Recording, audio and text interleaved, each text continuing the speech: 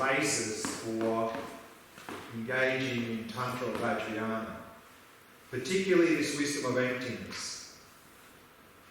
Because if we don't have this at some level, then when we are visualizing ourselves as the deity, as the fully enlightened form, then we're just sitting there going, okay, now I'm pretending to be Tara, I'm pretending to be Chenrezig, I'm pretending to be Manjushri. If that's what we're doing, we're not doing Tantra or Vajrayana. We're just playing a game. Because to be able to arise in a fully enlightened form, we have to really understand and experience a little bit emptiness, that we are literally arising out of emptiness. Because otherwise we're just grasping onto the deity instead of this as me. So it's just replacing one delusion with another. And that delusion of grasping to me as the deity could just be a big ego trip. So it won't work. So we really need a solid foundation in these three if we really want to practice this. So that's generation stage. We do this visualizations based on the fully enlightened form, and that is all preparation for completion stage. And in completion stage, what we are doing is we are manipulating subtle energies in the body, and we are withdrawing all subtle energies into what's called the central channel, and withdrawing all subtle energies to what's called the heart chakra. And if we can do that, the heart chakra will open, and the very subtle mind will become manifest. And then we can rest in that very subtle mind, realizing emptiness, and move very quickly along the spiritual path to enlightenment. Because that very subtle mind, of course, is more powerful than the subtle mind we use in Theravada Mahayana. So if we gain access to it, we can wipe out ignorance, mental afflictions much more quickly. But of course, to be able to do that, we need a basis in the Mahayana. And to have a basis in Mahayana, we need some basis of Theravada. But that doesn't mean, of course, we need to go and find a Theravada tradition first, and then a Mahayana, and then Vajrayana. We're talking about levels of practice. And so what you find is that, particularly in Tibetan Buddhism, these three levels of practice are present in Tibetan Buddhism. So within Tibetan Buddhism, then, the practices they do in Theravada, they have the same foundation practices in Tibetan Buddhism. And then Tibetan Buddhism, of course, does a lot of practice here, and then at the next level, in Tibetan Buddhism, you have these Vajrayana or Tantra practices. So these are sort of three levels of practice, each one supporting the next level.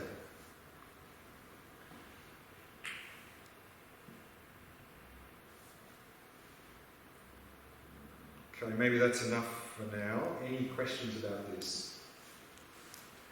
So visualizations that are not I am doing Dharma that you see, is it Vajrayana? Yeah, I mean, okay. In Tantra, there are a number of levels. The sort of the entry level is, again, where you have sort of the deity there and you're receiving light, and so this is like a sort of a warm-up for Tantra.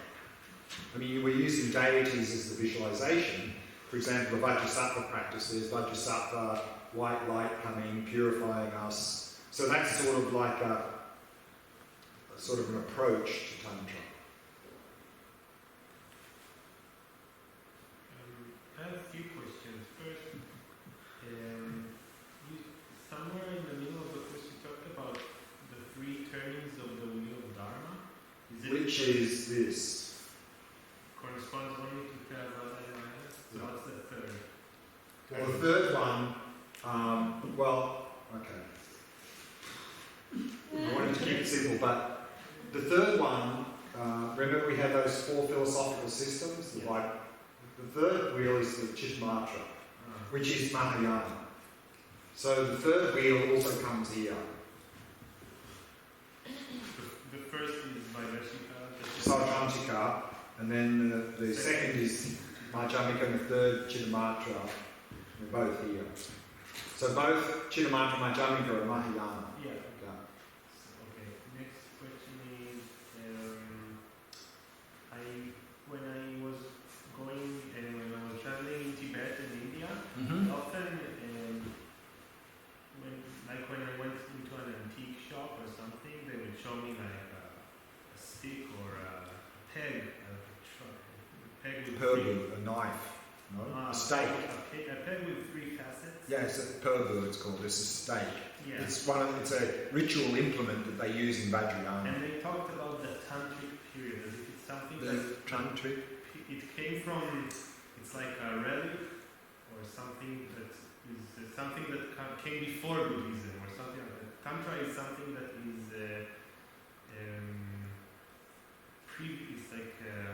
Well, there are. previous religion to. Before Buddhism in Tibet, there was the Burman tradition, which is sort of animistic. They had a lot of animal spirits and earth spirits and so forth.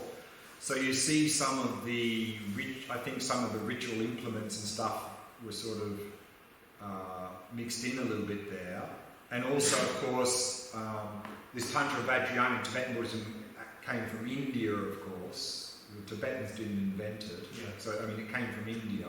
From about the 8th to 10th century, these practices came from India into Tibet, but the Burman tradition was there, and so you have a little bit of that mix in there. Mm-hmm.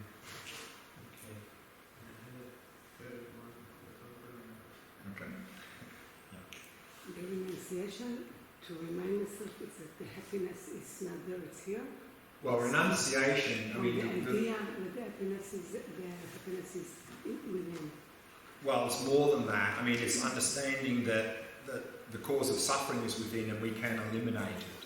So it's really through realising the first 2 noble truths, that we're stuck in dukkha and we're stuck there because of the mental afflictions, and we can eliminate the mental afflictions. Once we realise that, then we'll have the wish to be free, because we see where's the cause, it's here, and I can eliminate that. And then we'll have the aspiration to be free, and that's renunciation. Regarding happiness, that it's not dependent on the out. So I have a question regarding that. It seems like, let's say I have something that I really enjoy, a show of an artist that I really like. And if I come to this show with the expectation this has to be the best day of my life, it's going to be terrible. Well, it's not going to be as good as you... Yes. Yeah. But if I come with, okay, let's enjoy and without attachment to this. Without expectation and Without attachment, then if you have some pleasure coming up, you'll enjoy it quite well. So I cannot experience the same joy without being there. Sorry? You can't experience the same joy if you don't have the stimulus. Yes. Yeah, that's right. So isn't that... But the same joy as you're saying, the joy from pleasure. Yeah. Yeah. Well, this is not the joy from pleasure. This is a much more profound. So In fact, yeah, the joy from pleasure actually, it's a little bit like this, isn't it? It's like, it sort of agitates the mind a little bit, doesn't it? The joy, it's like really like, okay. you know, particularly if it's intense. It's like ecstasy, like... Yeah. Whereas this well-being, the mind is completely even. There's a whole different quality to it. Okay. I mean, but we have this little taste of that sometimes in our life. Sometimes there's not really anything going on, but we have this deep sense of well-being. No? Sometimes, a little bit we have. Sometimes it's like our mind is very calm, but at the same time it's hard to use the word because then we think differently. If we say joy, it's like this, but it's sort of like right now after 10 days. No, but it's a bit like it's even hard to use words to describe it. But the mind is completely.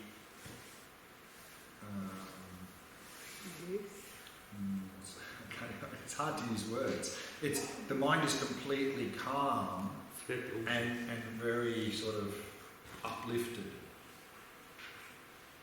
And the quality is very different than this sort of like stimulus-driven pleasure. Okay, so I have no In fact- experience of that. In fact, when we do this shamatha practice, and there's levels above shamatha, to go above shamatha, we actually have to, we eliminate this joy because it disturbs the mind.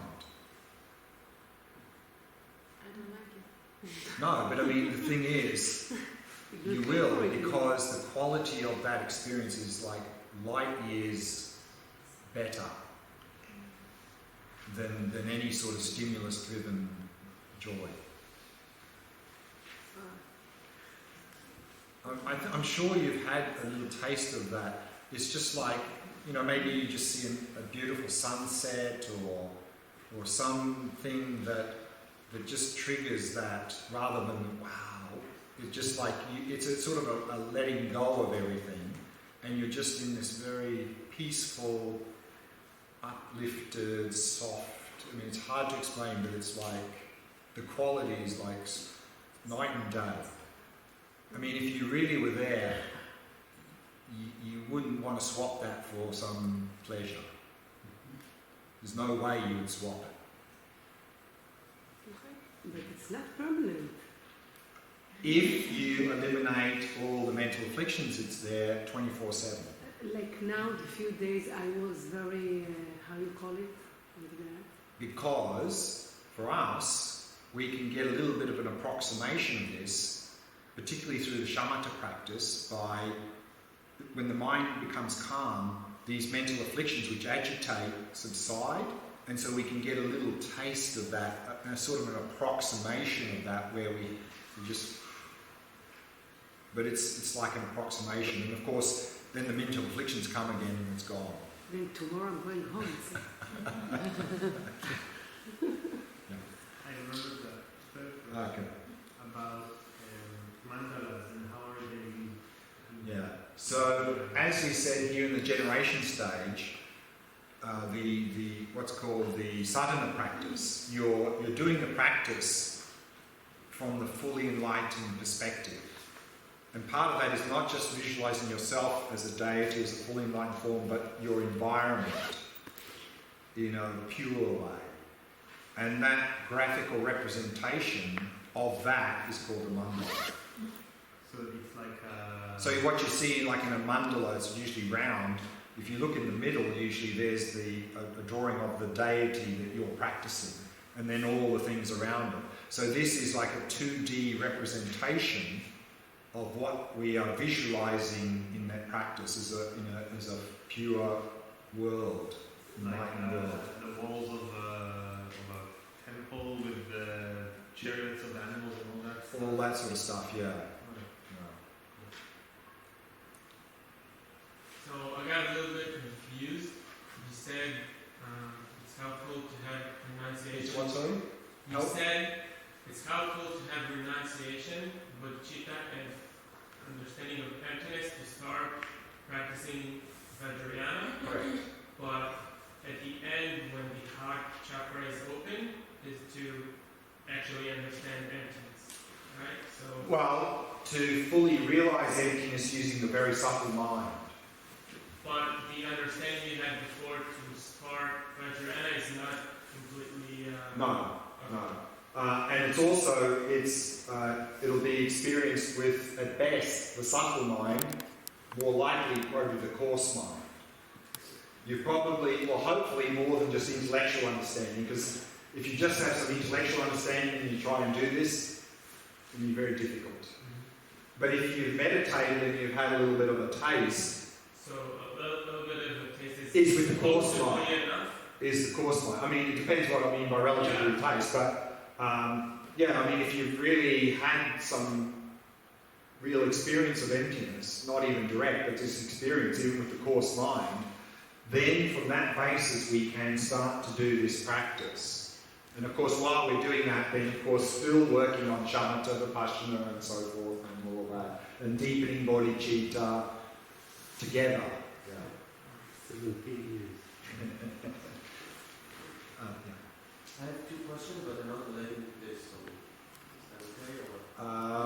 let's stay here first and then we can go on to that, because there's one more thing I want to add to this and then we can diverge off.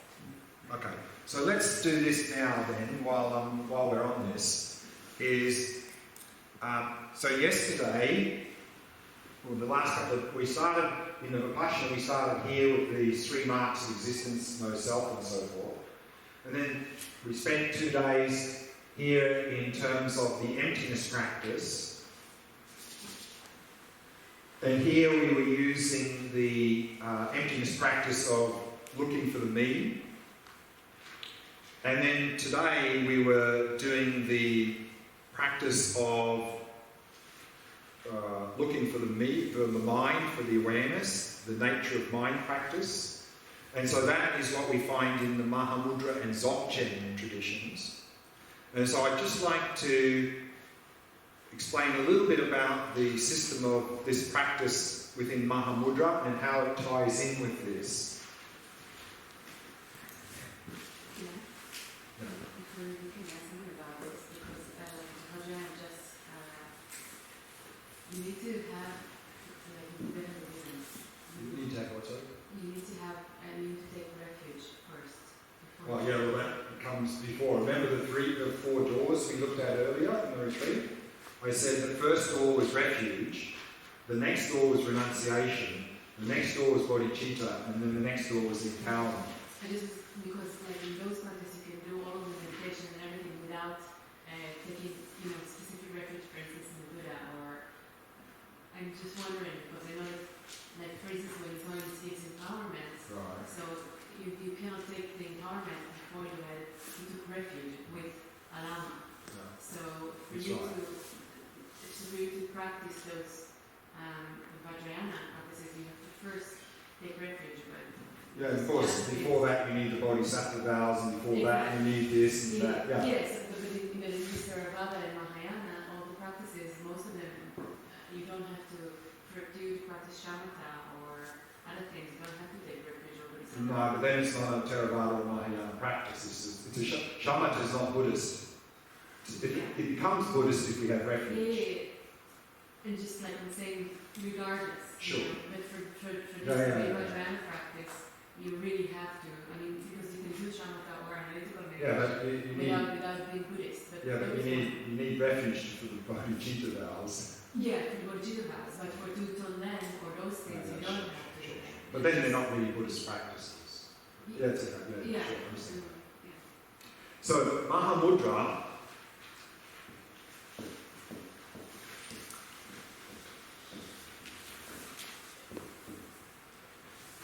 is the practice within the Kagyu school of Tibetan Buddhism, and it's really like Dzogchen, which is from the Nyingma, is using the mind as the primary focus. And so we have a number of levels of Mahamudra practice. So first we have sutra level.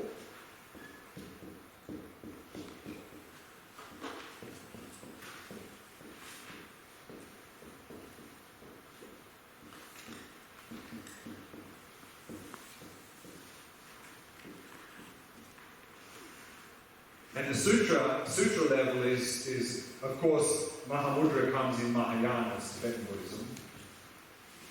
So if we say this is Vajrayana's Tantra, then Mahayana's sort of what's called sutra level.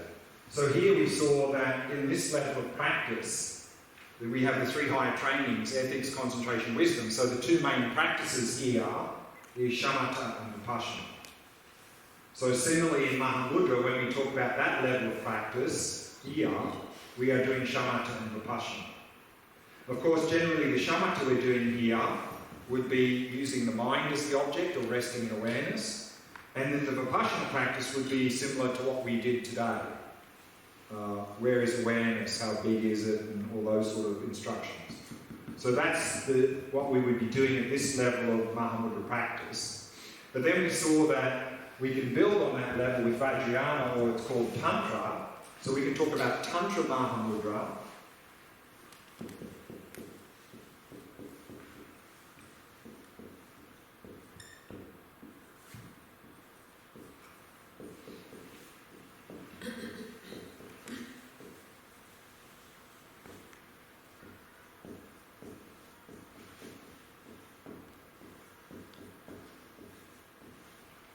which were these two practices we saw in the chart here, the generation stage and completion stage.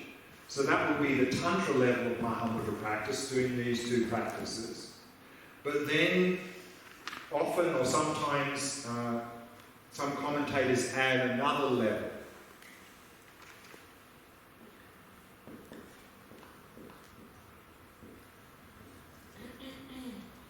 And that's often called Essence Mahamudra. And that also has two practices, or two stages. And the first one is what's called pointing out instructions.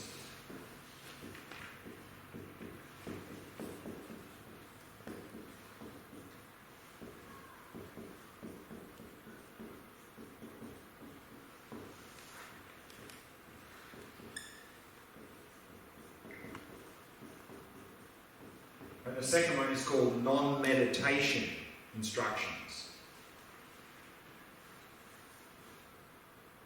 So remember, in Sutra, we use Shamatha to move from coarse to subtle mind. Then we use that with Vipashyana to realise emptiness. And here in Mahamudra, of course, that is realising the emptiness of the mind. Then we can move to enlightenment. In Tantra Mahamudra, we are using generation and completion stage to gain access to the very subtle mind. And then, of course, we're realising emptiness with the very subtle mind and then moving along the path to enlightenment. Essence Mahamudra, like Tantra Mahamudra, we're trying to gain access to the very subtle mind. Here, we're doing that through manipulating subtle energies. Here, it's a very direct approach. And the approach is this pointing out instructions, which are short, pithy instructions that the master would give to the disciple, and he would literally point out the nature of the mind. And if the disciple was at a sufficiently high level and was ready, they could cut through to the very subtle mind without needing to do all this subtle energy work. They would just be able to cut through. And then, of course, if they can cut through to the very subtle mind, then we want to be able to stay there. How we stay there is avoiding any artificial activity, because any sort of artificial activity pops us back out. So that's what these non-meditation instructions are about, is that once the disciple cuts through, what to do to stay in that state. And that's what's called non-meditation. So to talk a little bit more about that, I'd just like to read from a book here called Pointing Out the Great Way by Daniel P. Brown, American Buddhist and scholar. And he describes these three levels in his book, again, on page 8 of this Pointing Out the Great Way. And he says the following. In Buddhism, a popular distinction is made between Sutra and Tantra methods for spiritual development. The Sutra methods generally are drawn from the practices of early Buddhism and are typically threefold. Preliminary practices to make the body and mind fit for formal meditation. We didn't cover that in this retreat, but that's mentioned briefly, things like Vipashyana life and death and so forth. This is all the preliminary practices to prepare us. So that's first. And then the second, concentration training to stabilise the mind, Shamatha. And 3, special insight practice, Vipashyana practice, to realise the mind's essential nature. Tantric practices are twofold. Generation stage practice, which entails complex visualizations to stabilise the mind and manifest its essential nature. And 2, completion stage practice, which enhances these realizations at the subtle and very subtle levels of the mind. Completion stage practices may involve manipulating the body's energy currents in order to make the very subtle mind more readily accessible. Some authors add a third category, Sutra versus Tantra versus Essence. Essence traditions are exemplified by the Mahamudra and Dzogchen systems of meditation.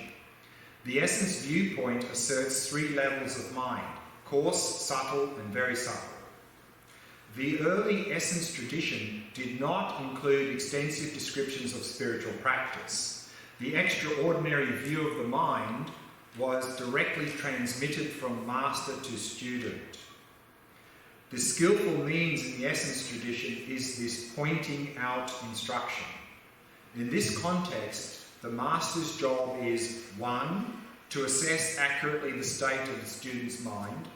2. To directly influence the student's very subtle mind so as to remove hindrances that might otherwise obscure realization.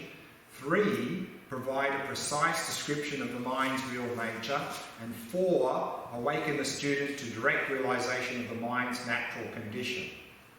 The extraordinary practitioner gains this realization once the master directly points out the real nature of the mind.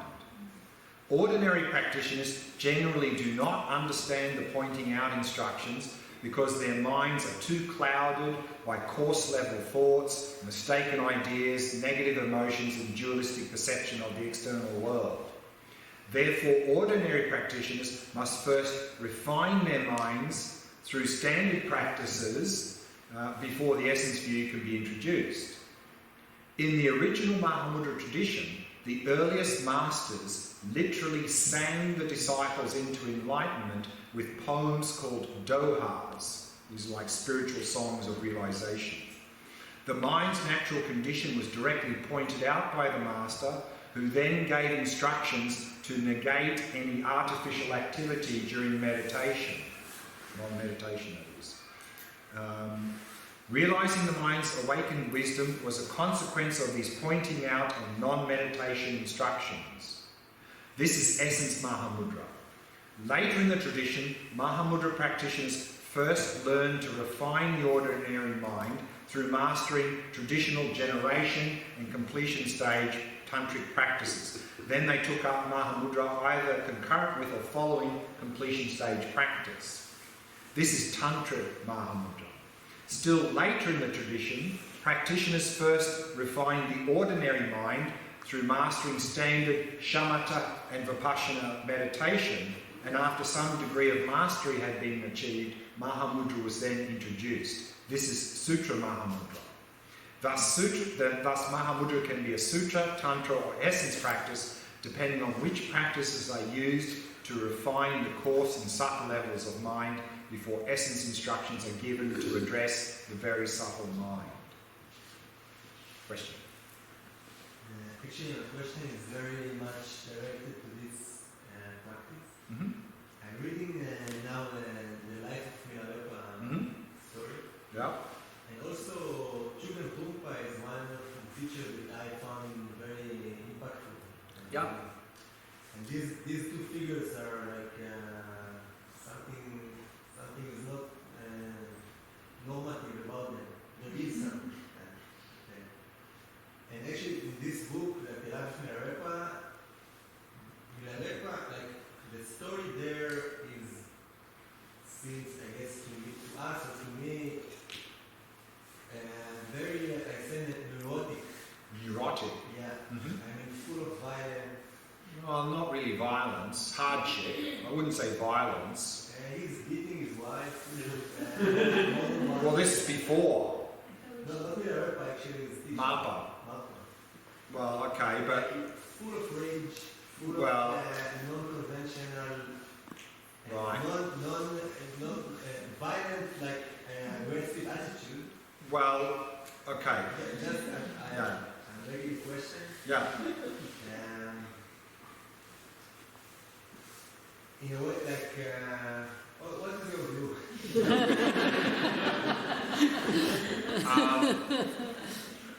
Of course, there's a big difference between using very strong behaviour, which seems to be rage, for the benefit of the student, and actually being in a rage and wanting to harm the student.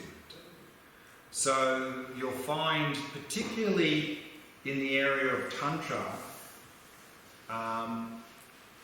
often very direct methods are used to help the student to break through their